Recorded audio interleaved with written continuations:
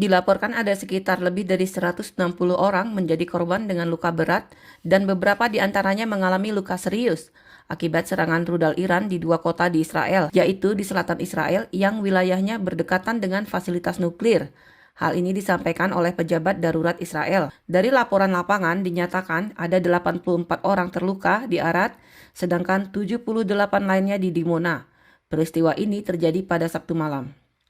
Badan Energi Atom Internasional (IAEA) mengatakan tidak mengetahui adanya kerusakan pada fasilitas penelitian nuklir yang terletak sekitar 13 km atau 8 mil di luar Dimona. Televisi pemerintah Iran mengatakan bahwa serangan itu merupakan respon tanggapan atas serangan Israel ke Iran terhadap fasilitas nuklir Natanz, Iran pada hari Sabtu. Sementara di hari Minggu, setidaknya 7 orang terluka di Tel Aviv akibat serangan rudal Iran. Angkatan Udara Israel menyatakan adanya serangan 400 rudal ke Israel yang ditembakkan dari Teheran sejak serangan Amerika Serikat Israel terhadap Iran pada tanggal 28 Februari. Pihak Israel melaporkan 92% berhasil dicegat. Sementara di Arad, para warga setempat mengatakan ledakan yang mereka dengar pada hari Sabtu sangat mengerikan.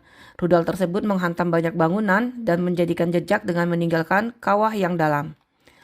Naram Zaid, seorang paramedis di kota itu, mengatakan kepada BBC News bahwa ia telah melihat banyak anak-anak dengan cedera kepala dan dada setelah tertimpa benda-benda di dalam bangunan yang rusak.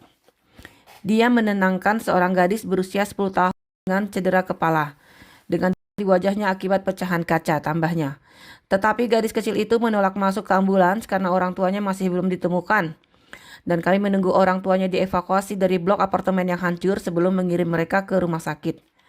Kemampuan Iran dalam melakukan balasan serangan perlawanan seperti ini terhadap Israel merupakan pengingat akan dampak perang bagi masyarakat sipil Israel. Investigasi mendesak sedang dilakukan untuk memastikan bagaimana rudal-rudal tersebut menembus sistem pertahanan udara Israel. Dilaporkan juga kota Dimona di dekatnya mengalami serangan rudal serupa. Di antara banyak korban luka, terdapat seorang anak laki-laki berusia 10 tahun. Petugas medis melaporkan si anak mengalami luka serius. Diyakini rudal balistik Iran dengan ratusan kilogram hulu ledak tinggi berhasil diluncurkan ke Dimona maupun Arad. Hal ini menyebabkan kebakaran hebat. Pusat penelitian nuklir Shimon Peres Neges disinyalir berlokasi di Gurun Neges.